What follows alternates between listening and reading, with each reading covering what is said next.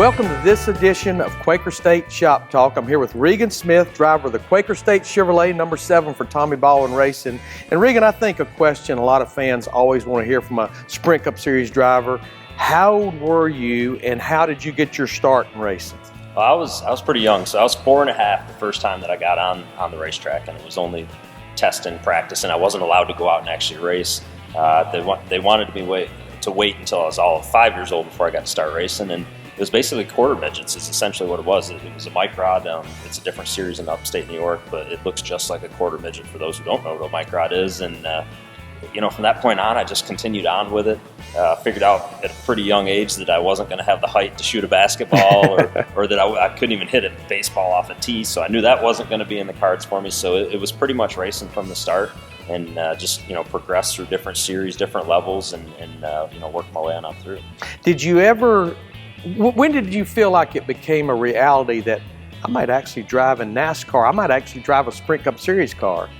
I don't know when that became a reality. That probably didn't actually become a reality until it happened, until you got that opportunity. And man, I was probably at least 23, 24 years old at that point. The point where I knew, hey, this is what I want to do for a living, and I'd like to try and make a career out of this, was probably right around 13 or 14 years old. Up until that point, it's what we did on the weekends as a family. We went to the racetrack. It was the same thing as maybe a kid playing Pop Warner football or ice hockey or something along those lines. Our family traveled together. We did that. That was our vacations. That was our time, to do whatever. And it was every weekend was spent doing that at the racetrack. But up until about 13 or 14, and then it got a little more serious.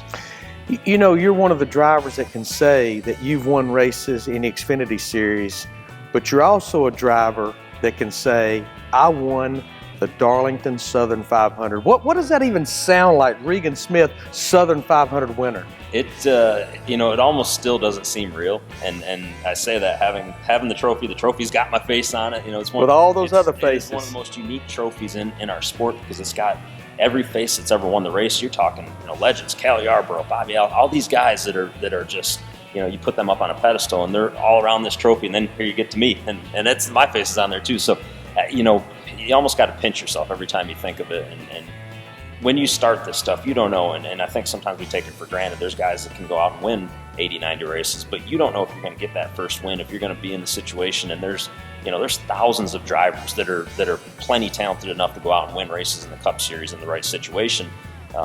And you just never know. So to at least have been able to get that one and experience that one, and especially after a couple years prior to that, what happened in Talladega, thinking I had gotten a win, and then I still say you won that race. I agree 100% with you on that one, but that kind of made it all the more sweeter and made it even a little bit nicer. Okay, I don't have to go. If this is the only one I get, or if I get 10 more after this, I at least don't have to have that question in my mind of what could have been or what should have been. So you're racing in the Sprint Cup Series, and then you go back to the Xfinity Series, and you're winning races, contending for a championship in that series, and now you're back in the Sprint Cup Series this year in 2016 with Tommy Baldwin Racing. This deal actually came together very late in the game. Yeah, I think it was basically 2.5 weeks before, 3 weeks before Daytona when it came together, and Tommy just kind of reached out and said that he had an opening, and I said, hey, let's go race. I'm looking for something to do. At the time, I had a couple Xfinity things here and there lined up, but nothing solidified that was going to be long term or really see me in a race car a lot. And I was excited when I got the call, and I think for me the coolest part about it was I'd forgotten how much fun the Cup Series was from a standpoint of the length of the races, the grind of the season, and the weekends, and how they kind of piece together and how they go. And as a competitor, there is a different feeling to the Sunday racing over the Saturday racing. They're both equally as important. I think we all want to go out and win races in both of them. It doesn't matter what drivers you ask.